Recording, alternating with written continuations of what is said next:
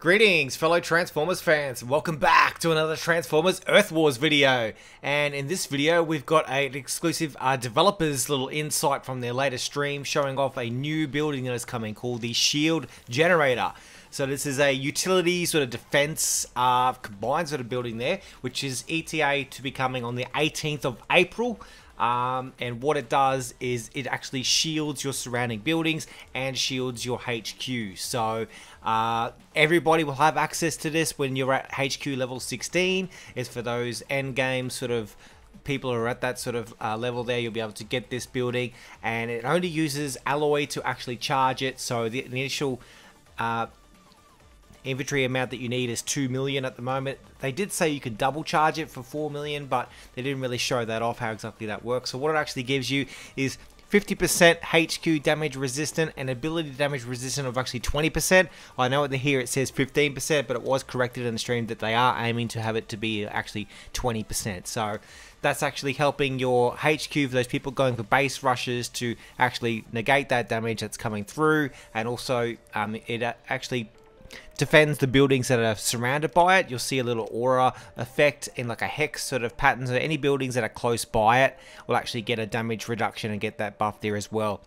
It wasn't clear how far that actually stretches. They didn't really elaborate on that, so some further testing may need to be done around that. So you definitely want to have your buildings with your best cores or your best sort of defensive offensive buildings in there, like your mortars and your lasers and whatnot. So really exciting. So yeah, 50% damage resistance and 20% ability damage resistance there to your buildings that are connected there, and also to your HQ. So to really stop those really strong people just walking into your base and decimating your HQ straight away. So yeah, there's no actual cooldown to reactivate it either. So you just charge that once you've got the 2 million alloy or the 4 million for the double charge, put it in, away it goes. It doesn't actually give you any, if you're attacking this, there's no actual bonus ability points offered for destroying it. It's just your standard 1 point that's given, so no actual like 3 or 5 there like your other sort of special buildings give.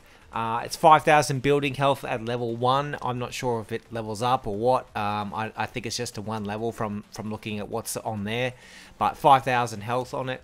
So you know, you won't have the Skylink sort of like coming in and just one-shotting it. It's going to use a couple of points, a couple of attacks or something with a core on it, or a couple of boosts and whatnot to actually take it down. So it's going to have some good defense there. It's going to be viable. So now, the actual effects that you see there will actually carry over into the Alliance Wars as well. They did try and stay there if your timer actually expires on your ability here on the charge, but the war is still going. It will still stay on. I'm not sure. Yeah, it was a bit vague on that, but that does sound very cool if that is going to be a fix. So definitely, if you've got a war coming up and your base is one of the defensive ones chosen, turn it on, away you go, and you can just leave and forget about it, and it's going to help you out throughout the war. So that's really cool.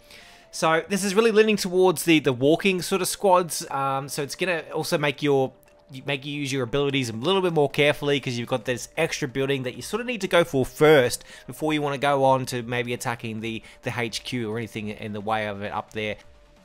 It's really going to have the air bots shine a bit more with the new cores coming, the squad cores there. I know the air units have been kind of redundant lately as well, so this is really going to see things pick up there for the air stuff. You're not necessarily obviously going to be able to one-shot this there with Skylinks and whatnot, so yeah, your water bots better come up with some better strategies, eh?